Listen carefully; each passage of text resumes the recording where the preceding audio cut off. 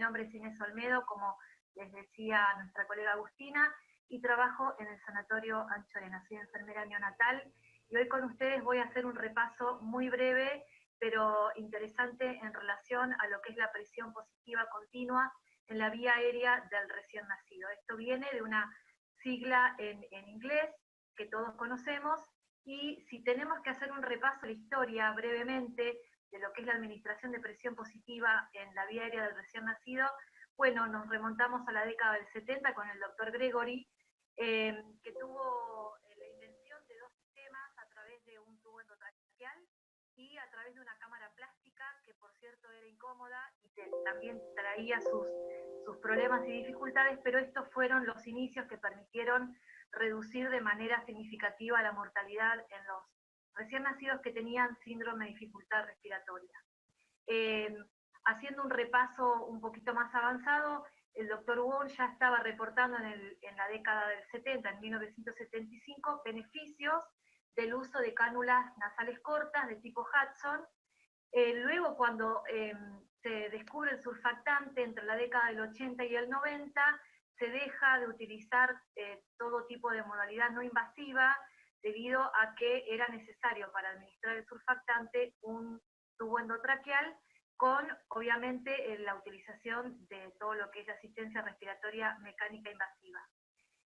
Si bien esto ayudó a que puedan sobrevivir cada vez más prematuros, también conjuntamente con esta situación, la displasia broncopulmonar tuvo mayor incidencia, y por este motivo hubieron investigadores que pudieron hacer trabajos de investigación.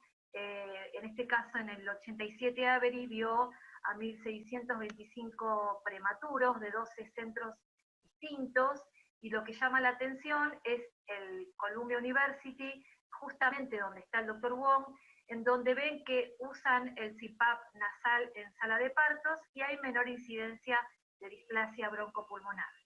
Esto de alguna manera invita nuevamente a poder ver que si hay menos displasia broncopulmonar podemos retornar a los métodos no invasivos, y el doctor Van Marter en el 2001 lo vuelve a confirmar y lo amplía, ya que encuentra que también en este centro universitario, en el Columbia University, el doctor Wong, usando un CPAP, en este caso ahora de burbuja, en un porcentaje más elevado, tenían menor uso de asistencia respiratoria mecánica, había menos uso de surfactante y la displasia broncopulmonar era realmente menor.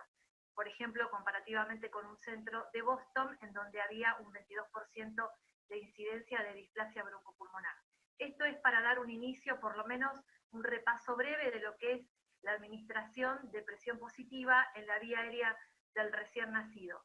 Si nosotros tuviéramos entonces que tener alguna definición con respecto a lo que es CPAP, en este caso nasal, que es lo que vamos a ver ahora, es un tipo de soporte respiratorio donde hay presencia de un flujo de gas de manera continua, con una presión determinada en la vía aérea de un recién nacido a través de la nariz, pero con la condición de que este recién nacido tiene que respirar de manera espontánea. Las indicaciones del CPAP nasal, en general, la mayor cantidad o el porcentaje más importante es la dificultad respiratoria del prematuro, es la situación clínica más frecuente. Emma sabe ahora que es adolescente, que ya está en la pantalla con nosotros y compartimos su imagen orgullosamente. También sirve para la post-extubación. Esto ayuda a tener menor incidencia de una nueva reintubación. Está indicado en el caso de apneas obstructivas, en algunas patologías pulmonares restrictivas como la displasia broncopulmonar, y también podemos usarlo en caso de algunas situaciones como laringomalacia y traqueomalacia. ¿Cuáles son los efectos fisiológicos del CPAP? Bueno, en principio el colapso alveolar disminuye frente a la presión positiva permanente y continua. Hay un reclutamiento alveolar progresivo, aumenta la capacidad residual funcional, mejora el volumen pulmonar y la compliance pulmonar. Al haber menor yunteo, aumenta la oxigenación, disminuye la resistencia de la vía aérea superior, mejora la sincronización de los movimientos tóraco-abdominales, el trabajo respiratorio del recién nacido se hace menor y mejora también, como uno de los datos últimos, la síntesis del surfactante exógeno. ¿Cuáles son las contraindicaciones de lo que es la administración de presión positiva con esta modalidad no invasiva? Bueno, la hernia diafragmática, obviamente todo lo que es patología de vías respiratorias, el paladar hendido, la atresia de coanas, la fístula tráqueo-esofágica, si tenemos presencia de neumotórax, obviamente no vamos a utilizar esta modalidad. Cuando hay apneas centrales que no responden en forma adecuada al tratamiento con cafeína, y si tenemos a un paciente que tiene inestabilidad hemodinámica y respiratoria, entonces tampoco sería la mejor situación terapéutica. Vamos a repasar juntos cuáles son las partes de un sistema de CPAP. Primero tenemos que ver que hay un sistema liberador de gases. Podemos contar en nuestra unidad de cuidados intensivos con dos distintas posibilidades. Podemos tener flumíter de aire y de oxígeno y conectarlos con una conexión ENI para poder mezclar, o podemos tener manómetros con un blender o mezclador que llevan el flujo a un flumíter y ahí podemos manejar el flujo. Un sistema generador de presión, en este caso hablamos de flujo continuo, que es lo más accesible en nuestro país, y ustedes tienen la imagen de uno de los respiradores más antiguos o de los primeros que utilizamos para dar CPAP, el Secris. Podemos dar presión positiva continua a través, generando presión con un frasco, podemos hacerlo con un resucitador o Neopaz con pieza en T, y con nuestra bolsa o bambú, con una máscara, con una válvula que pueda mantener una P. Y después la tercera parte, y más importante también, no tan importante, digamos, no más importante, pero que es importante, la interfase o la pieza que esté colocada en la vía aérea del recién nacido. Tengamos en cuenta, sobre todo, y antes de arrancar con el armado de nuestro sistema de CPAP, que necesitamos administrar oxígeno siempre de manera, con algunas consideraciones. Tiene que estar mezclado, tiene que estar calentado y humidificado en concentración conocida y monitorizada. ¿Por qué? Porque hay efectos colaterales del oxígeno, porque es una droga, y tenemos efectos deleterios como la retinopatía del prematuro, displasia broncopulmonar, y se han reportado cánceres y leucemia. Obviamente también porque hay lesión de las vías aéreas cuando no humidificamos y calentamos la mezcla de gases. Por eso siempre tenemos en cuenta, nuevamente, mezclamos, calentamos y humidificamos la mezcla de gases. Tenemos que saber cuál es la concentración, porque esto también nos va a ir diciendo cómo es el requerimiento del recién nacido, y tenemos que tener monitorizado esta mezcla. Entonces, haciendo un repaso, la fuente de gases, ahí ustedes tienen la imagen de los manómetros de oxígeno y aire comprimido, que van hacia un mezclador que podemos dar desde el 21% al 100%, esto va a un flumíter, se conecta a un calentador y un humidificador, y ustedes van a ver que también tenemos la opción de hacerlo en nuestra unidad de cuidados. Si no tenemos un blender como el que les acabo de mostrar, podemos hacer una conexión ENI con un flujo que podemos predeterminar con una tabla sencilla de mezcla. Aquí ustedes tienen una tabla de combinación de oxígeno y aire con una base de 5,5 litros, donde vamos mezclando una parte de aire y una parte de oxígeno, y eso va permitiendo que podamos tener desde el 21% hasta el 100%. Todo esto que estoy compartiendo con ustedes está presente en la bibliografía que al final voy a compartir con ustedes, que son recomendaciones presentes en los manuales del Ministerio de Salud de la Nación. Las interfaces, bueno, históricamente tuvimos distintas piezas: el tubo endotraqueal, la máscara facial, la pieza nasofaringea. Algunos con más antigüedad van a reconocer algunas de estas piezas. Pieza binasal corta como la Hatzor, Fisher y Argyle. Alguna cosa para poder repasar la historia: hacíamos mucha artesanía con la cánula Silmac, que era realmente difícil de fijar, pero era un desafío, y sí lo que presentaba esta pieza era que era facilidad para poder ocluirse con las secreciones.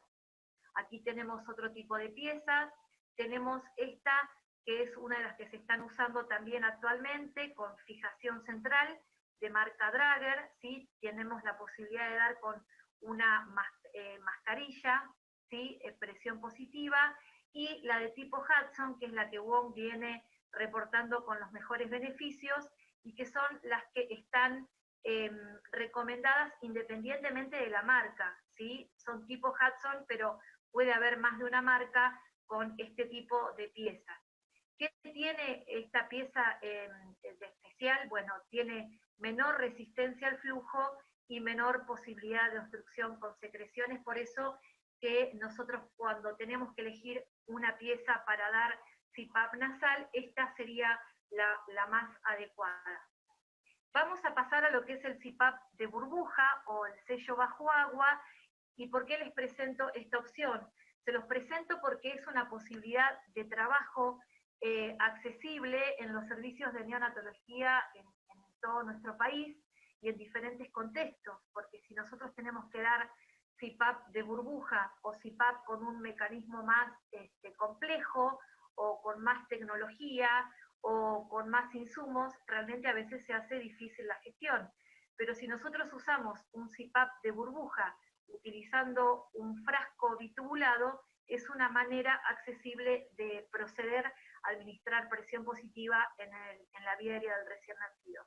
En este caso, la presión depende de la cantidad de centímetros que se sumerja el extremo de la rama expiratoria. Ustedes ven ahí la imagen, está simulada con un muñeco, la rama expiratoria entra en la varilla del frasco bitubulado y la cantidad de centímetros que esté colocada por debajo del agua va a ser la cantidad de centímetros de PEP que nosotros vamos a dar. Lo que se recomienda es que haya un flujo de gases que promedien de 4 a 6 litros por minuto, y esto tenemos que tenerlo de manera permanentemente vigilado, porque ustedes saben que no tenemos alarmas más que nuestros ojos, el oído para escuchar el burbujeo, y también se genera una turbulencia que se ha descrito con algunas oscilaciones o vibraciones que se asemejan a las de la alta frecuencia, lo que genera un mejor intercambio gaseoso,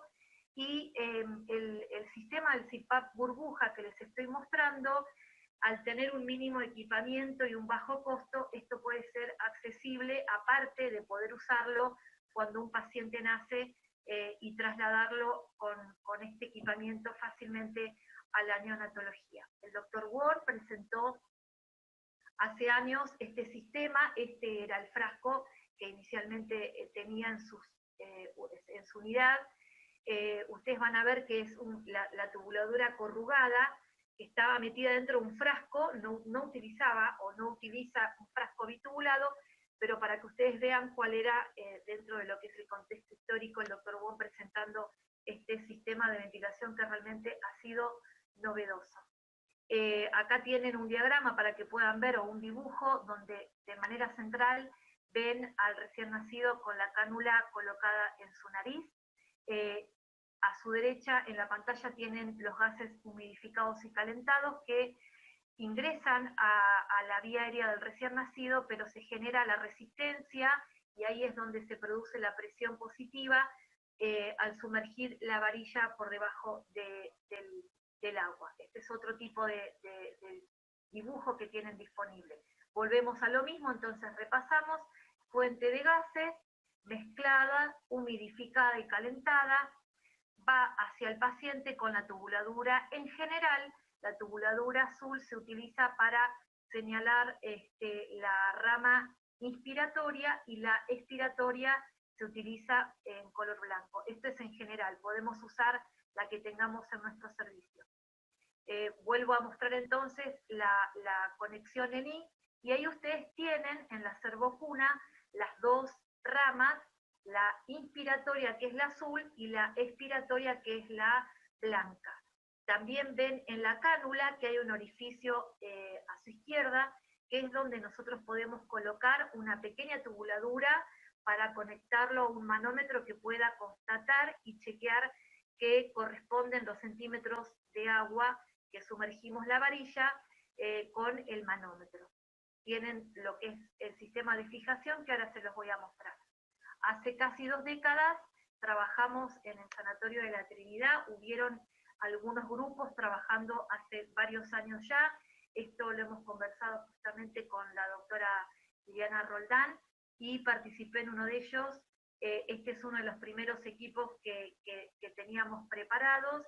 Les voy a mostrar, también había un frasco de vidrio con un soporte, y una de las cosas que pudimos advertir es que aumentaba la presión positiva cuando el orificio del frasco era pequeño, o cuando de manera inadvertida el flujo aumentaba, ya sea en el flumíter o porque se clampeaban las tubuladuras. Por eso es que se recomienda que se use el frasco bitubulado con una apertura mayor. Este frasco bitubulado es un ejemplo, podemos usar otro tipo de frascos menores. Algunas de las preguntas frecuentes es si el tamaño del frasco es indistinto, y sí, la realidad es que mientras que el frasco tenga la varilla sumergida por debajo del agua, nosotros vamos a poner agua destilada en el frasco y podemos usar un frasco grande o un frasco pequeño. Acá ustedes tienen un sistema de una marca que ya trae hecho el frasco con una varilla que se sumerge, y el número que queda visible al exterior es el número que nos señala la presión positiva que le estamos ofreciendo al paciente. Ustedes pueden acceder a un frasco o a otro, cada uno tiene distintas disponibilidades en su servicio. Lo que sí tenemos en cuenta es que el tipo de cánula que usamos debiera ser, o por lo menos la que se recomienda, es la cánula corta binasal. Cuando ustedes tienen que armar el frasco, armamos de manera artesanal o casera un centímetro que pueda señalarnos los centímetros y adherirlo al frasco. Y lo que les quiero mostrar es que para los que van a comenzar a utilizarlo o los que tienen que revisar alguna práctica, uno de los errores frecuentes que suelen suceder es que el cero se pone al ras del frasco bitubulado, y en realidad debiéramos ponerlo donde está el comienzo de la varilla, donde comienza el bisel del frasco, porque es justamente ahí donde comienza la cantidad de los centímetros que está colocado bajo agua, ¿sí? Ahí ustedes tienen entonces la imagen de cuando se conecta la fuente de gases al humidificador y al calentador. Se purga un sachet de agua destilada para poder obviamente humidificarlo, se conecta la rama inspiratoria, tienen un frasco menor que no sé si se alcanza a visualizar, pero en la última imagen se ve un orificio que se hace previamente. Son frascos que son procesados, son llevados nuevamente a esterilización. Estos frascos no se vuelven a reutilizar obviamente, pero sí lo que se hace es hacer una preparación que es muy sencilla, y ahí se hace la conexión de la rama expiratoria a la varilla del frasco bitubulado, y cuando hacemos la elección de la cánula contamos con distintos tipos. La cánula binasal corta tipo Hudson es la que ustedes tienen aquí, que en general los fabricantes colocan en su producto un esquema o una tabla con las medidas para poder acercarnos a lo más adecuado para nuestro paciente. También tenemos la interfase que puede ser con fijación en la línea media, y algunas de las dificultades que se presentan, y creo que esto es muy importante para que lo conversemos, es que tenemos que individualizar el cuidado, y puede haber algún recién nacido que necesite este tipo de interfase, pero lo que se recomienda es que el equipo de salud pueda visualizar todo el tiempo que fuera posible el tabique y la vía aérea del recién nacido, cosa que esto no lo permite. De repente si tenemos una lesión previa puede verse favorecido colocando un PROM donde hay liberación completa del tabique y de la narina, pero lo que se ve en la evidencia es que la cánula corta es la más accesible y la que trae menos compromiso. Cuando nosotros tenemos que ubicar la cánula nasal, tenemos que elegir un diámetro que tenga el diámetro más amplio posible, siempre y cuando tenemos que ver que el tejido esté bien perfundido. Se introduce solo lo necesario de 1 a 2 milímetros dentro de las fosas nasales, como ustedes lo ven en la imagen. Esto lo que obviamente tenemos como objetivo es disminuir el riesgo de traumatismo del puente nasal y el ala de la nariz. Por eso nosotros tenemos una fijación que podemos trabajar, aprender, hacer una curva de aprendizaje en nuestro equipo. Ustedes ven que esta fijación es una fijación que se fue entrenando en estas 2 décadas, el equipo de salud en sus diferentes lugares, y la verdad que tiene muy buenos resultados. Ustedes, para poder fijar este sistema de ventilación o de soporte no invasivo, necesitan, aparte del circuito que les mostré, el gorro, unas bandas elásticas, 2 ganchos, podemos colocar, es de buen cuidado utilizar un hidrocoloide para proteger la piel de la nariz del recién nacido, y la pieza, ¿sí? El velcro tiene 2 partes, uno de finos bucles y otro que es el más rugoso. El más rugoso va sobre el bigote, o lo que ustedes ven en la imagen sobre el hidrocoloide, y el de finos bucles está colocado en la cánula, porque si de manera eventual la cánula se apoya en la cara del paciente, evitamos así que tenga alguna situación de lesión. El sistema de fijación siempre decimos que tiene que ser reproducible, tiene que ser duradero, atraumático y fácilmente removible para su higiene. ¿Por qué decimos reproducible? Porque tiene que el equipo completo entrenarse para poder realizar un cuidado similar en todos los turnos del día. Esto puede traer un tiempo, obviamente, de entrenamiento, pero cuando el equipo consigue tener certeza de cómo queda colocada la cánula y cómo se ubica el paciente en su unidad, realmente esto trae amplios beneficios. El sistema de fijación que les estoy presentando en la foto superior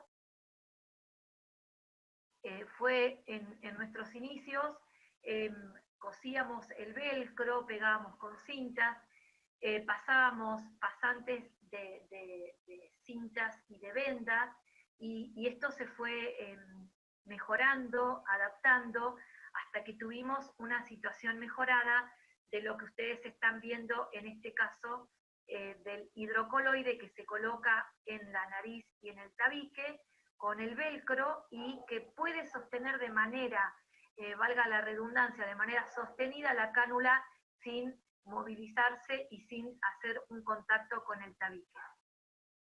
Acá les muestro cómo de manera, digamos, a ver, cuando digo casero, digo, nosotros podemos acceder a comprar las fijaciones, pero en el ámbito nacional no es tan accesible, con lo cual un hidrocoloide, nosotros hacemos la forma de la narina del paciente, con una protección también para la parte del maxilar superior. Esto lo acondicionamos, y cómo vamos a preparar la cánula. Vamos a colocar las 2 tiras adhesivas de velcro de bucle fino, y la vamos a ajustar con un lino, porque la verdad que trae buen resultado esto de no tener que estar maniobrando muchas veces el velcro, que no se despegue fácilmente. Entonces, nuevamente, un hidrocoloide que tiene la posibilidad de proteger la narina y el tabique, y la cánula se prepara previamente. Ustedes ven ahí donde se colocan las 2 tiras de velcro y se ajusta. Esta es la fijación lateral con bandas elásticas. Algunos los hacen, y lo hacemos en la unidad, con un guante cortado también, y con un solo gancho también, que también una forma de mejorar sería un gancho con la traba de seguridad plástica para que no haya posibilidad de que tenga un accidente justamente lesionando el cuero cabelludo del paciente.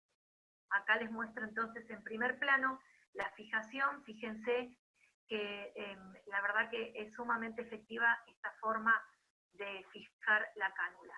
En los estudios que tenemos disponibles se habla de que el CPAP nasal se puede dar en sala de partos como una posibilidad de mejora, y que cuando es iniciado inmediatamente después del nacimiento es una estrategia que disminuye la incidencia de displasia broncopulmonar sin aumentar el riesgo de resultados adversos por la demora o eliminación de la administración de surfactante de manera rutinaria. Y hoy sabemos que el 50% de los prematuros que podemos tener entre 26 y 29 semanas pueden estabilizarse de manera segura con administración de presión positiva a través de la nariz sin surfactante. ¿Qué PEP debemos ofrecer en sala de parto? Bueno, esto es una situación que nos ha tenido en revisión en esta última etapa del año pasado y de este año.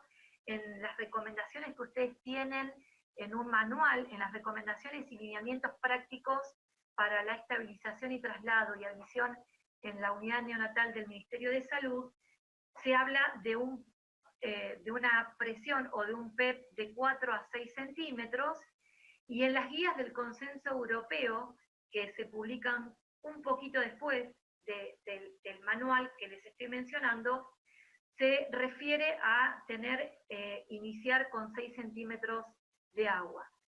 En el consenso europeo también se habla de que se puede individualizar según la condición clínica del paciente la oxigenación y la perfusión del recién nacido, pudiendo ajustarse de manera escalonada el PEP y la FiO2 según la respuesta clínica del recién nacido. En nuestro contexto nacional, o por lo menos lo que ha dado la experiencia, en general se inicia con 5 centímetros de presión, de PEP, y se va titulando según la respuesta clínica del paciente, ya sea la valoración clínica, la radiografía, el seguimiento radiológico y, por ejemplo, cómo va evolucionando el requerimiento de oxígeno y cómo va evolucionando el paciente. La iniciación temprana en sala de partos se puede hacer de manera breve con un neopap o con una bolsa que podamos dar PEP, y podemos colocar rápidamente el CPAP bajo agua con la pieza binasal, teniendo en cuenta de que podemos iniciar, si bien podemos iniciar con 4 centímetros, en promedio se inicia con 5 y con un flujo de 6 litros por minuto, con la FiO necesaria antes de iniciar el traslado a la unidad. Si bien podemos trasladar al paciente con una máscara con neopap, esto de alguna manera no es tan cómodo y no es tan regular y permanente la presión positiva. Por eso cuando el equipo se entrena en el armado del CPAP de burbuja en sala de partos, lo deja preparado cuando se anuncia el nacimiento de un recién nacido prematuro, y esto puede estar fácilmente colocado en su unidad, y una vez que el paciente llega a la unidad, se puede ofrecer presión positiva con la pieza en T y de manera inmediata colocar la cánula. Esta es la imagen de uno de los primeros pacientes que nosotros hemos tenido hace casi no alcanza los 20 años, pero ahí ustedes ven cuando se empiezan a usar las bolsas también para recepcionar al prematuro, para evitar la hipotermia, y se trasladaba al recién nacido con la pieza en T. Después el entrenamiento y la adhesión del equipo de salud hizo de que se pudiera trasladar al recién nacido con la pieza, con la cánula directamente. Ahí tienen al recién nacido que todavía está acondicionándose en la unidad, y se le coloca la pieza. Este es un paciente de los primeros que habíamos recibido, pero actualmente nosotros tenemos la posibilidad de tener armado y anticiparnos en recepción todo lo que es el circuito listo, cuando se anuncia el nacimiento, obviamente que se pone el agua cuando recién tenemos al paciente ya naciendo, y se puede chequear el funcionamiento de buena práctica para no tener eventos adversos, como por ejemplo desconexiones que uno no pueda resolver en el momento, o alguna situación que tenga que ver con el circuito. El traslado a la unidad de cuidados intensivos se puede hacer ya sea en servocuna, con los tubos, con la conexión en I, como yo les estaba mostrando, con el Neopac, pero también la incubadora de traslado es una posibilidad de mejora, adaptarla y tener los tubos que vayan a un blender, un mezclador con un flumíter, y de allí poder directamente colocar al recién nacido y trasladarlo con la cánula con su CPAP de burbuja. Ese mismo CPAP de burbuja es el que se va a colocar en la unidad del paciente sin tanto disconfort, de alguna manera, por estar armando nuevos sistemas, conectando y desconectando. ¿Cuáles son los efectos indeseados del CPAP en general de burbuja? Bueno, no en el CPAP de burbuja, sino que en el método CPAP hay distensión abdominal, puede haber distensión abdominal por deglución del aire que se administra, puede haber aumento de la resistencia vascular pulmonar, puede haber dificultad en el retorno venoso, puede disminuir el gasto cardíaco, puede haber escape aéreo. Por eso nosotros tenemos que hacer un seguimiento del flujo, del PEP, de la expansión torácica, estar pendiente del seguimiento radiológico. Obviamente que si nosotros tenemos una placa con 9 espacios ventilados, vamos a compartir en el equipo de salud la necesidad de disminuir el PEP. Puede haber una lesión del tabique nasal y puede disminuir la filtración glomerular, y por eso glomerular, perdón, y el ritmo diurético es algo que nosotros vamos a estar de manera permanente chequeando.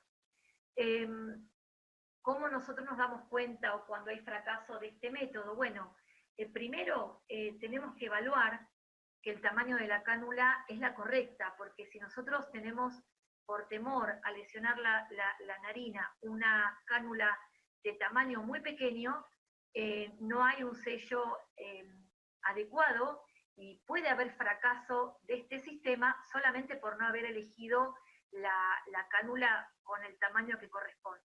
Tenemos que chequear la posición de la vía aérea, que no haya flexión o rotación excesiva del cuello, porque esto cambia sustancialmente la situación de la vía aérea.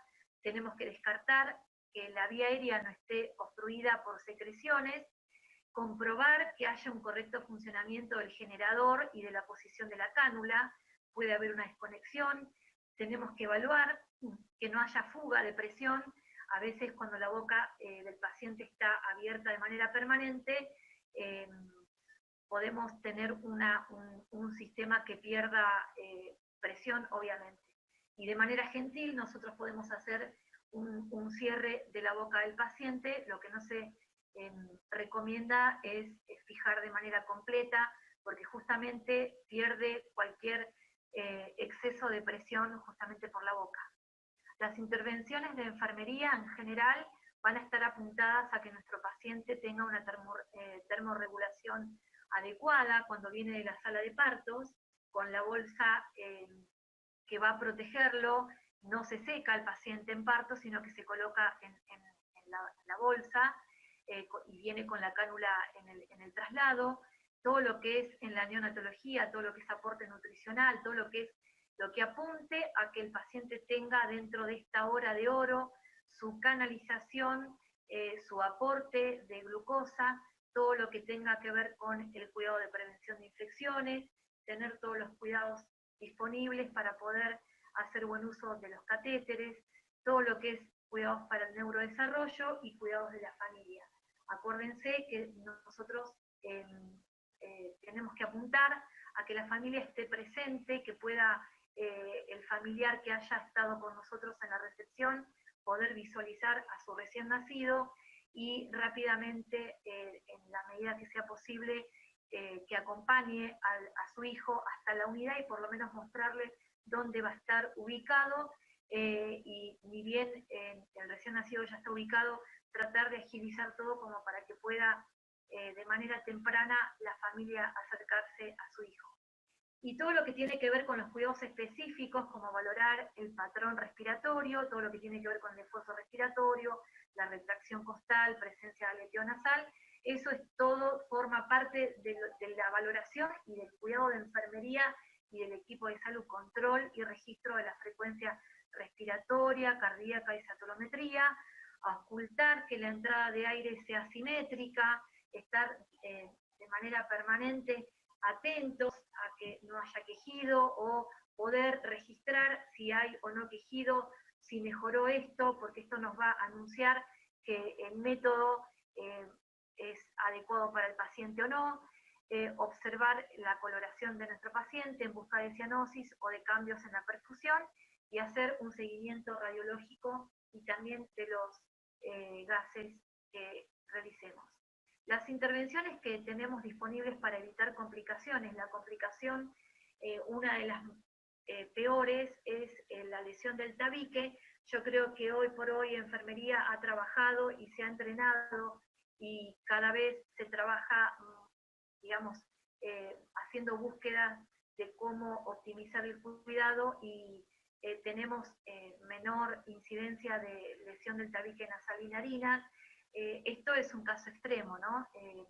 Son 3 grados distintos, donde solamente puede haber eritema y enrojecimiento o lesión y pérdida del tabique. Por eso el cuidado y la observación de la interfase tiene que ser bastante frecuente. Tenemos que saber y estar seguros de cómo está colocada la cánula. Esto indudablemente ha mejorado la situación de la fijación y ya no se observan este tipo de situaciones. Por eso nosotros recomendamos que tengamos una protección y una fijación de este tipo.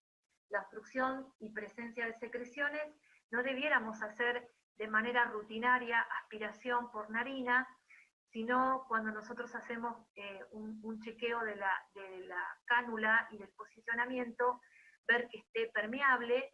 De alguna manera se puede instilar de manera gentil alguna gota de solución fisiológica para ver si está permeable o no, y si fuera necesario se aspira por fauces. Por eso es necesario que nosotros identifiquemos y mantengamos la mezcla de gases humidificada. A veces tenemos situaciones como, por ejemplo, que se acaba el agua del sachet y queda la mezcla de gas sin humidificar. Por eso tenemos que estar revisando esta situación. El disconfort, tenemos posibilidad de trabajar en el posicionamiento, la adecuación y la forma en que posicionamos ese paciente, cómo lo contenemos. Recuerdo hace muchos años que esto era una situación de disconfort para el paciente y para el equipo de salud porque el entrenamiento todavía no había sido completado y luego de un entrenamiento teníamos mayor destreza de cómo posicionar al recién nacido. Hoy por hoy, tener a un paciente con un CPAP nasal ya no es, digamos, no causa, o por lo menos con los equipos entrenados, no causa la misma sensación que hace unos años. La succión no nutritiva es una posibilidad para poder contener al recién nacido. Ustedes van a ver que hay situaciones totalmente mejorables en esta imagen. El paciente está tranquilo, está con un chupete colocado que permite que esté tranquilo, pero van a poder ver que tiene el ceño fruncido y la cánula está bastante introducida. Así que esto también merece una revisión por parte de cómo está colocado y posicionado. La familia, en este caso, la mamá de este paciente, está conteniendo y también forma parte de las acciones de enfermería. Esta imagen es bastante antigua, por lo que ustedes van a ver que las nutriciones parenterales se protegían con gasas. A esto va que esta foto tiene varios años. Podemos enseñarle a la familia cómo contener a su hijo y hacer maniobras para que puedan permanecer de manera tranquila y que la terapéutica sea efectiva. El cuidado postural también es algo sumamente importante a la hora de adecuar esta terapéutica. No es lo mismo tener a un paciente mal posicionado, no contenido. Esto no es un nido. Colocar un nido no significa contener al paciente si éste no cumple la función de contener. Si el nido es restrictivo, como ustedes ven en este caso, los miembros inferiores están con movimientos restringidos. Esto también afecta a todo lo que es la expansión torácica. Los miembros superiores tampoco están contenidos y hay posibilidad de mejorar con insumos muy breves pero efectivos, como lo es una pequeña sábana o un toallón estéril.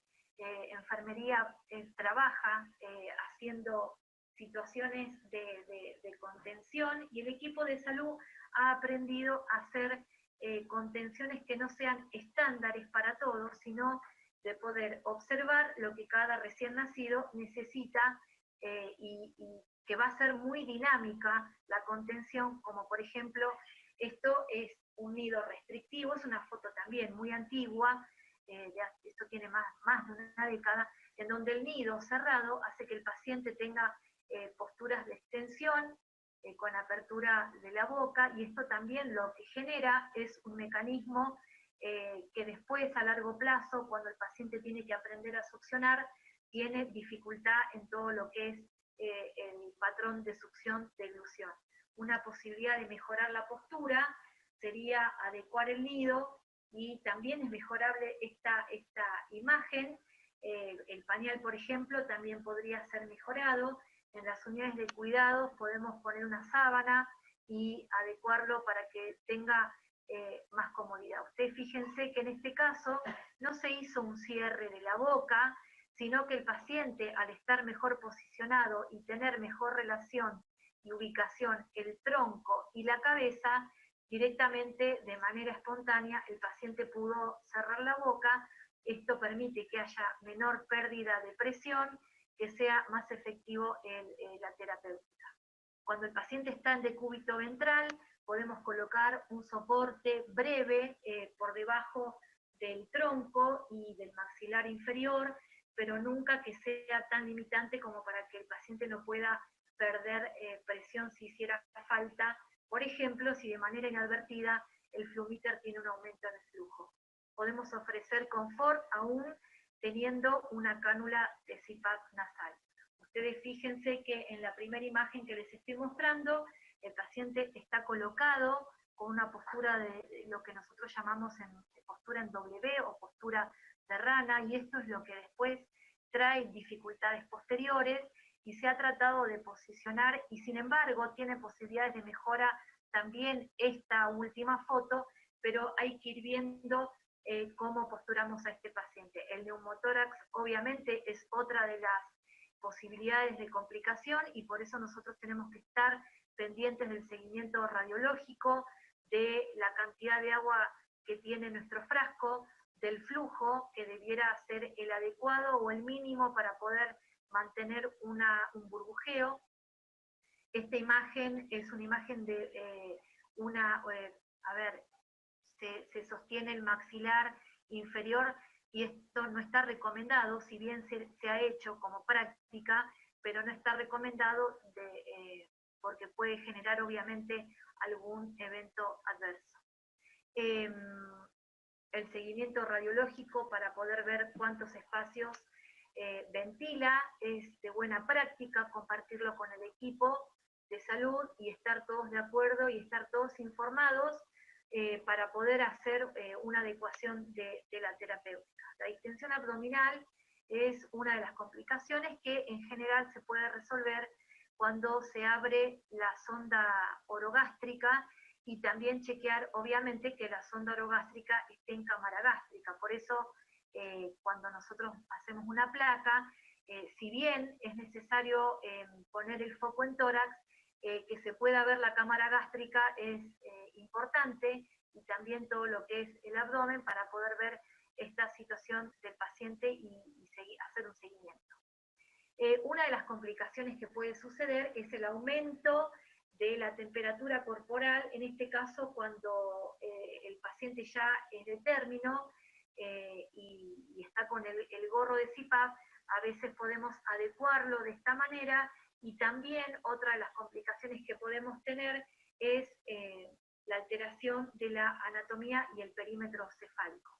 Vamos a terminar rápidamente. ¿Cuáles son las variables predictivas del fracaso de CPAP? Bueno, cuando persiste la dificultad respiratoria, no hay buena evolución, cuando va en aumento el requerimiento de oxígeno, ¿sí? Cuando nosotros tenemos una concentración de oxígeno que supera ya el 40 al 60% y esto no puede mejorar, obviamente nos va anunciando que seguramente nuestro paciente, a ver, si nosotros pudimos chequear todo lo anterior que mencionamos y está todo ok y el paciente no mejora, entonces evidentemente está necesitando otra forma de administración de presión positiva. Cuando los gases vienen con una acidosis mantenida, tenemos que evaluar el volumen pulmonar óptimo, siempre se puede considerar aumentar la cantidad de centímetros de agua y reevaluar cuando el aumento de la PCO2 es mayor a 55 milímetros de mercurio en una patología aguda, cuando hay pausas o apneas que requieren reanimación vigorosa. Esto obviamente no es bueno y tampoco tenemos que sostener esta terapéutica a costa de todo. Y cuando el paciente necesita administración de surfactante, entonces obviamente necesitamos otro tipo de situación, que también puede ser administrado por una vía no invasiva. Hay algunos métodos que seguramente vamos a poder ver juntos durante el curso, y también puede volver a colocarse la cánula de CPAP según cómo estemos entrenados en este método. El retiro del CPAP tiene que ver con la patología que motivó su inicio. Tenemos que tener en cuenta la edad gestacional y cronológica del recién nacido, cómo es la evolución radiológica y clínica del paciente. La suspensión por descenso gradual de la presión demostró, digamos, de manera gradual que es mejor hacer un retiro inmediato. Cuando el paciente tiene una estabilidad clínica y hemodinámica, podemos hacer retirar este sistema, y cuando el requerimiento de oxígeno es muy baja o casi no tiene requerimiento, cuando no hay episodios importantes de apnea, y en general se hace un descenso de la presión de a 1 centímetro, y la velocidad en la reducción del CPAP dependerá también de la observación y la respuesta clínica. Todo esto que yo estoy compartiendo con ustedes hoy está disponible, como les conté, en las recomendaciones del Ministerio de Salud, que tiene en 2 publicaciones. En este caso les estoy mostrando el de cuidados respiratorios, que está abocado a la atención del recién nacido prematuro, y también el que les mencioné, que es el de estabilización y traslado. Ahí ustedes tienen un material riquísimo para poder compartir en sus unidades de cuidado, y también los invito para que puedan leer los artículos. Obviamente tenemos esta publicación nacional que tiene muy buena calidad, y cada uno puede consultar, y también puede enviar consultas a los que redactan los artículos.